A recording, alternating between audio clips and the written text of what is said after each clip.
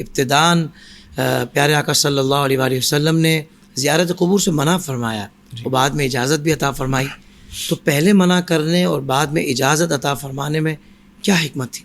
الفاظ ہیں حدیث مبارکہ کہ امام الانبیاء صلی اللہ علیہ وسلم نے ارشاد فرمایا کنت نہیتکم عن زیارت القبور، میں نے تمہیں خود منع فرمایا تھا زیارت قبور سے، فزورھا، تو اب قبور کی زیارت کو جایا کرو، یہ آگے اجازت، فانھا تذکر الآخرہ، کہ یہ آخرت یاد دلاتی، واہ واہ واہ، یہ فضیلت آ گئی اور اس کا فائدہ آ گیا۔ سبحان یعنی قبرستان میں جانا، وہاں اپنوں سے ملاقات کرنا، یعنی جن کی قبور پر آپ گئے ہیں، تو ظاہر ہے جن لوگوں کے ساتھ آپ نے ایام گزارے، وقت گزارا، ان کی قبر پر جس وقت آپ گئے ہیں تو پھر آپ کو بھی یہ احساس تو پیدا ہوگا کہ آخر ہم نے بھی یہیں پر آنا ہے۔ اس لیے امام الانبیاء صلی اللہ علیہ وبارک وسلم نے اس عمل کی اجازت عطا فرمائی۔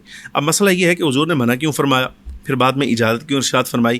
باریک بات اس میں یہ ہے کہ دیکھیں، جب منع فرمایا، سرکار دو عالم صلی اللہ علیہ وسلم کے اعلان نبوت سے پہلے ظاہر قبریں تو تھیں، اب جیسے ہی اعلان نبوت فرمایا تو کچھ عرصہ ایسے ہی گزرا، یعنی آہستہ رفتار میں، مشکل اوقات میں تھوڑا تھوڑا کر کے صحابہ کرام علیہم الرضوان، اصحاب جو ہیں وہ ایمان لاتے رہے، اور اس وقت دورانیے میں قبور تھیں۔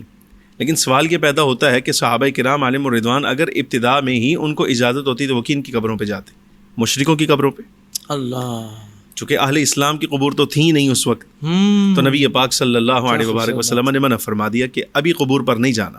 صحیح۔ اور جس وقت صحابہ کرام علیہم الرضوان کو شہید ہو گئے، کچھ وصال فرما گئے، جس طرح وقت گزرا اور صحابہ کرام علیہم الرضوان کی قبور بنی، اس وقت سرکار نے فرمایا میں نے پہلے تمہیں منع کیا تھا، فإنھا تذکر الآخرہ، اب میں تو فزورھا، اب تم قبروں کی زیارت کو جایا کرو، اس لیے کہ یہ آخرت یاد دلاتی ہے۔ بعد میں امام الانبیاء صلی اللہ علیہ وسلم نے اس کی اجازت دے دی۔